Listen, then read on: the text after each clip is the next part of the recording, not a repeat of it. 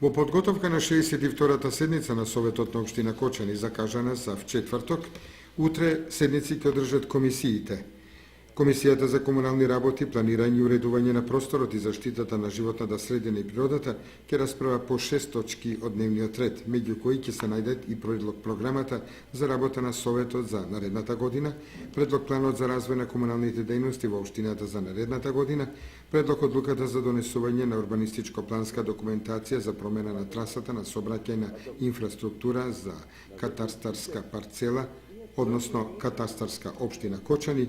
а ќе се расправа и по нацрт буџетот на општината Кочани за 2013 година.